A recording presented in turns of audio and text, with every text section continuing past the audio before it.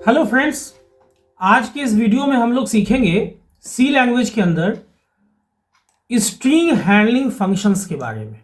बहुत सारे string handling functions हैं, तो इसको हम लोग प्रैक्टिकली सीखेंगे। वीडियो थोड़ा लंबा होगा, तो समय है तभी इस वीडियो को देखें, अदरवाइज जब समय मिले तो दोबारा आके इस वीडियो को देखें। एक ही वीडियो काफ़ी होगा completely from A to Z string handling functions को समझने के लिए सी लैंग्वेज के अंदर। आप देख रहे हैं आपका अपना YouTube channel coding with Cybotech. तो आइए बिना समय गवाए हम लोग चलते हैं डेव सी प्लस प्लस की स्क्रीन पे। देखिए, कोई भी स्ट्रिंग हैंडलिंग फंक्शन जो है ना, वो डिफाइंड होता है string dot H header file में। तो आपको सबसे पहले तो string dot H header file को इंक्लूड कर लेना है।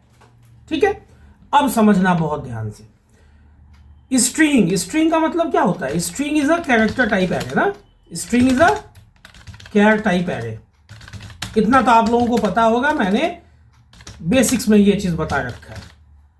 कैर टाइप एरे को हम लोग स्ट्रिंग बोलते हैं। तो अगर हम यहां मान लो लिखते हैं कैर माई स्ट्रिंग, और यहां मैंने सपोज डाल दिया 50, ये मैंने लेंथ डाल दिया, मैक्स लेंथ है ये, और यहां पे मैंने इसको इनिशियलाइज कर दिया, मान लो कोडिंग विथ साइबोटेक। ठीक है, अभी अगर आप इसको प्रिंट करना चाहोगे एक न्यू लाइन में, %s यूज करोगे। स्ट्रिंग के लिए %s ही फॉर्मेट स्पेसिफायर यूज होता है, माई string.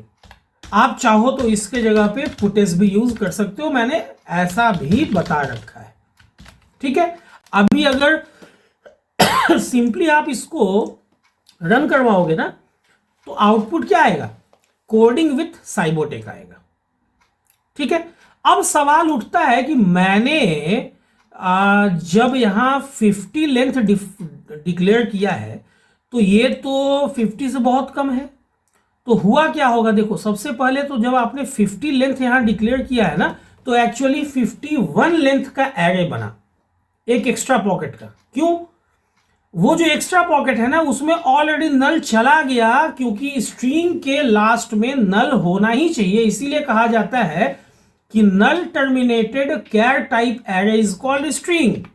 String is a char type array that must be null terminated.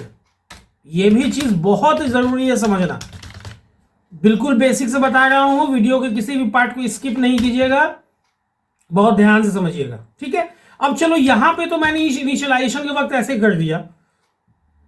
अब मान लो कि इसके बाद मैंने लिखा कि भाई आप माई स्ट्रिंग में रख दो लेटस सी। अब देखो, ये नहीं हो पाएगा, ये एरर देगा। आप ऐसे लिख ही नहीं सकते हो। देखो तो, अगर आप इसको कंपाइल करवाओगे एरर दे रहा है।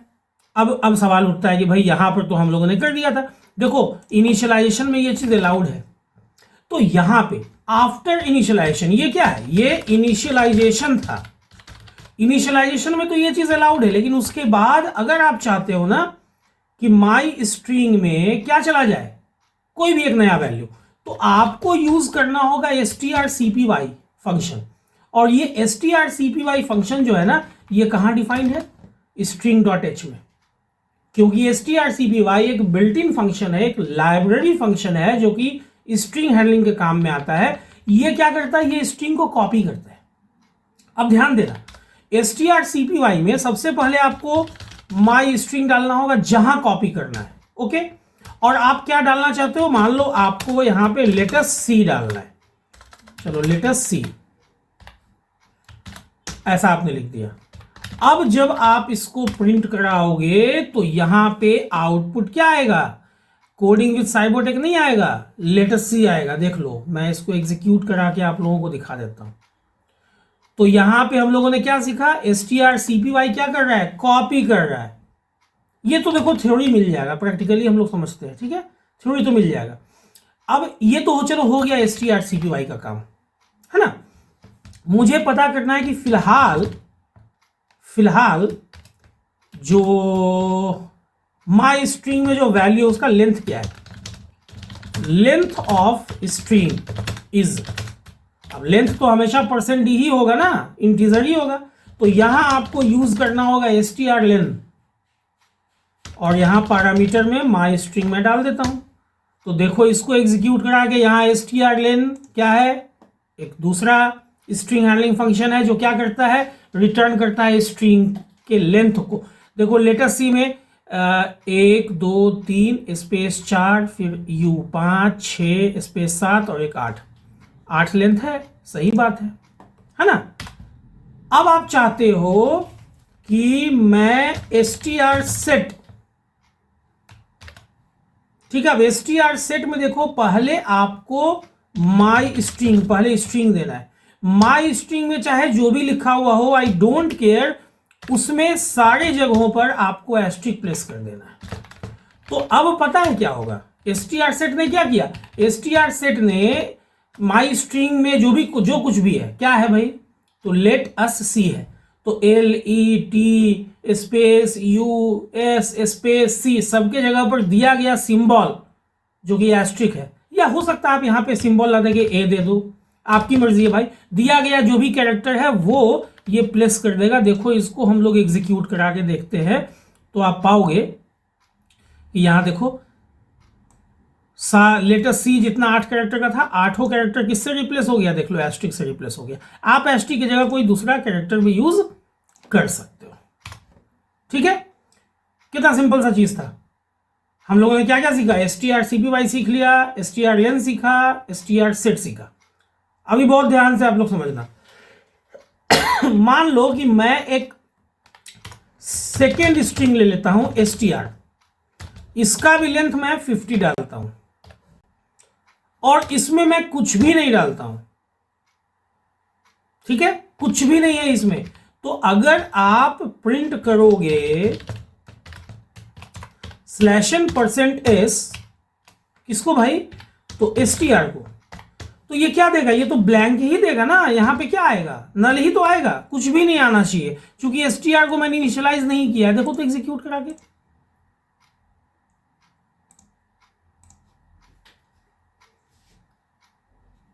है ना, ये देखो ये एक एक्स्ट्रा चीज आ रहा है, ठीक है। अब समझो बात, यहां पे तो खैर ये आ रहा है, लेकिन मैं चाहता हूं strcpy आप भैया str में कॉपी कर दो, क्या, किस वैल्यू को, तो जो माई स्ट्रिंग में है। अब माई स्ट्रिंग में 8 बार स्टार है, तो अगर आप यहां पे str को प्रिंट करते हो तो str का वैल्यू भी क्या हो जाएगा, 8 बार स्टार हो जाएगा। देख लो, हो गया ना। अभी माई स्ट्रिंग और str दोनों का वैल्यू सेम है। देखो मैं लिख दे रहा हूं कि एट दिस मोमेंट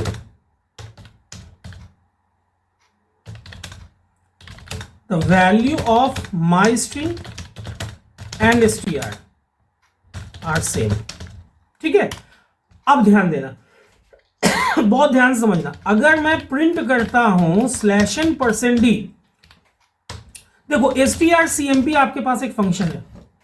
strcmp क्या करता है ना कि ये दिए गए दो स्ट्रिंग को आपस में कंपेयर करता है। तो आप चाहते हो कि माई स्ट्रिंग में जो वैल्यू है उसको कंपेयर करो str में जो वैल्यू है उससे।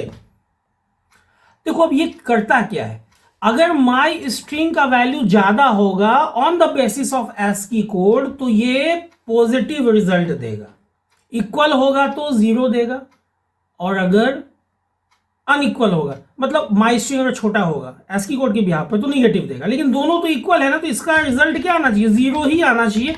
आप अगर इसको उलट भी देते हो, मान लो यहां पे आप str दे देते हो, अब भाई यहां माई स्ट्रिंग दे, तो क्या फर्क पड़ता है, दोनों का वैल्यू तो सेम ही है ना। तो दोनों में क्या आना चाहिए, दोनों में सेम ही चीज आना चाहिए। सेम मतलब 0, क्योंकि दोनों में सेम ही चीज है। देखो 2 बार 0 आ गया। लेकिन अब बहुत ध्यान से समझना इस चीज को, बहुत ध्यान से समझना इस चीज को। मैं क्या करता हूं strcpy से आप लोगों को समझाने के लिए, देखो मैं बहुत सिंपल सा चीज कर रहा हूं, माई स्ट्रिंग में रख देता हूं कैपिटल A, चलो कोई बात नहीं। और सिमिलरली str में मैं रख ले रहा हूं स्मॉल a।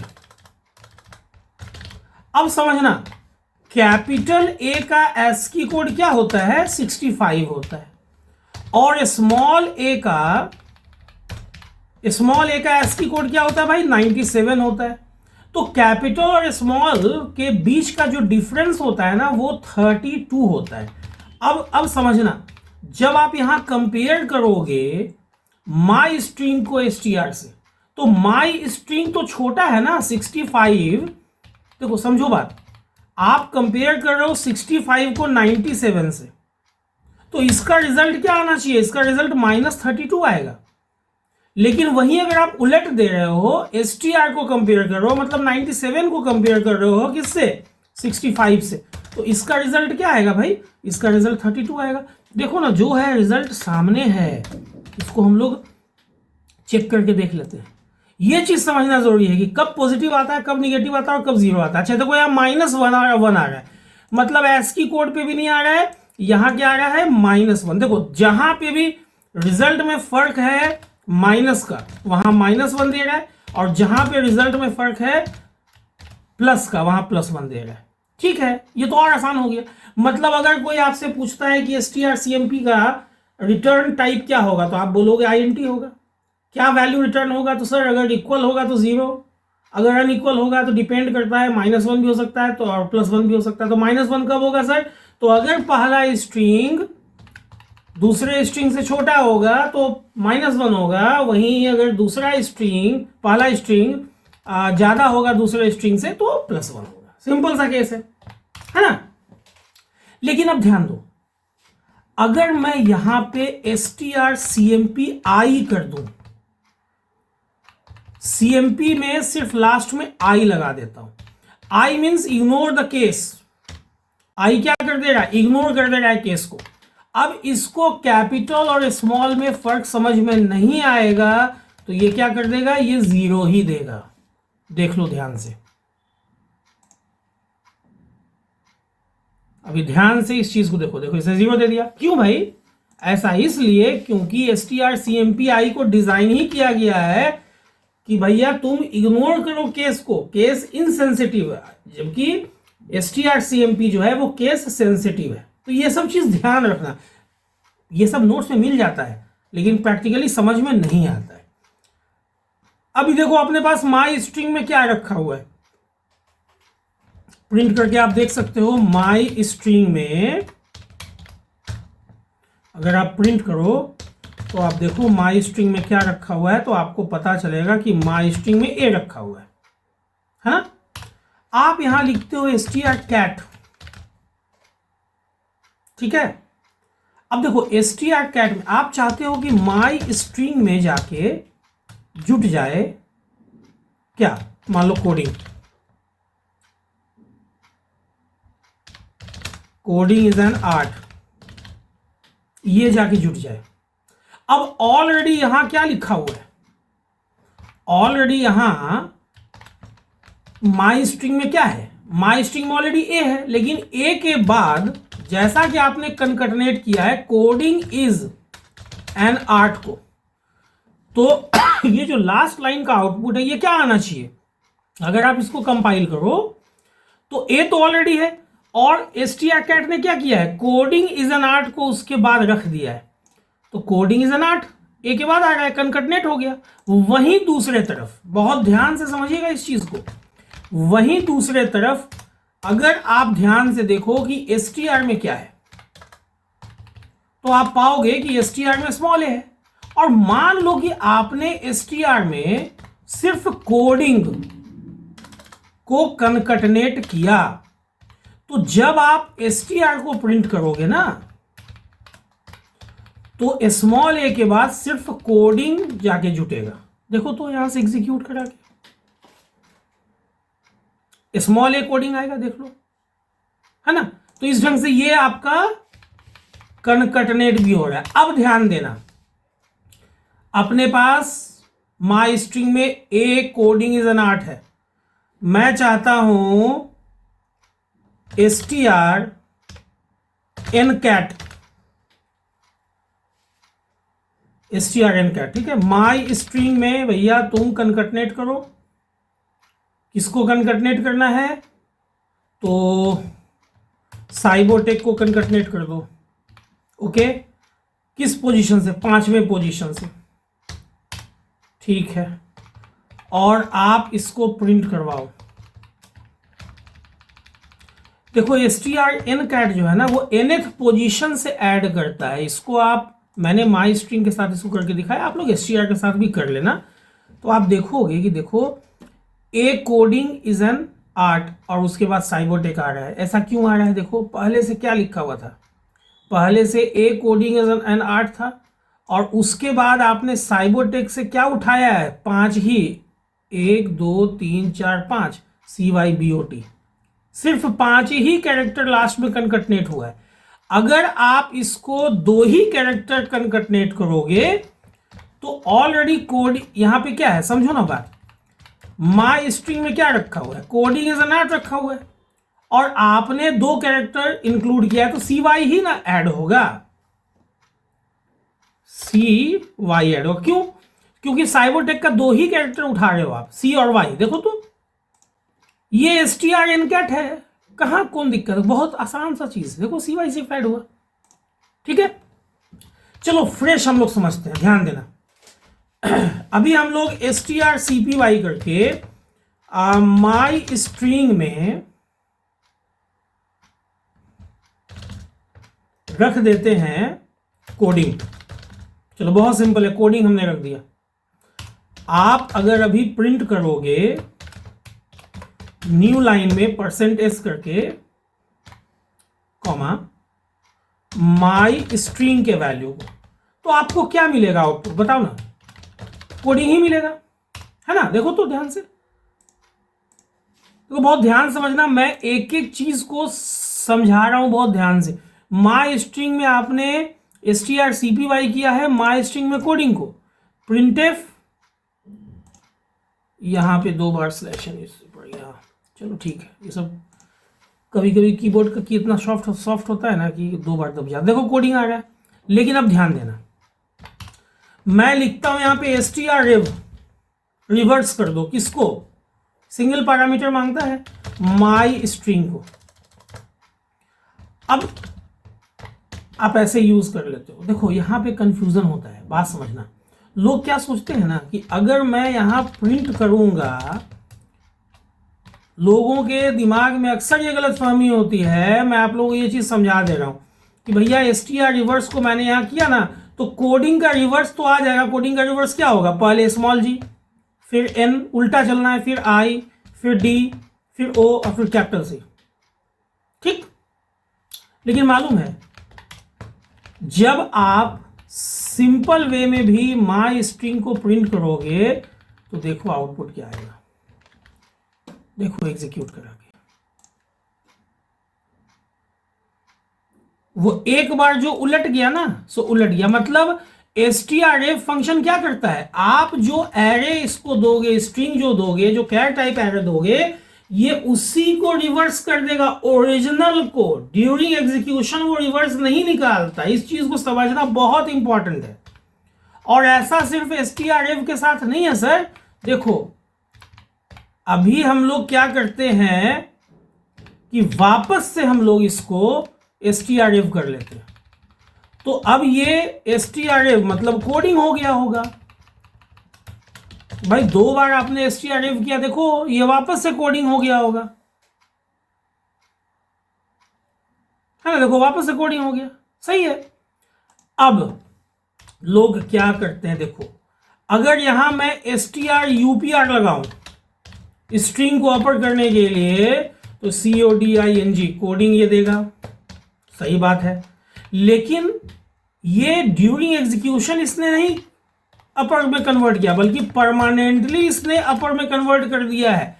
तो अगर आप उसके बाद भी अगर माई स्ट्रिंग के वैल्यू को प्रिंट कराना चाहोगे तो आप देखो ना, आउटपुट्स देख के साफ समझ में आएगा। देखो ये तो ड्यूरिंग एग्जीक्यूशन नहीं ना हुआ, परमानेंटली हो गया। तभी तो उसके बाद जब मैंने माई स्ट्रिंग के वैल्यू को प्रिंट किया तो क्या आ रहा है?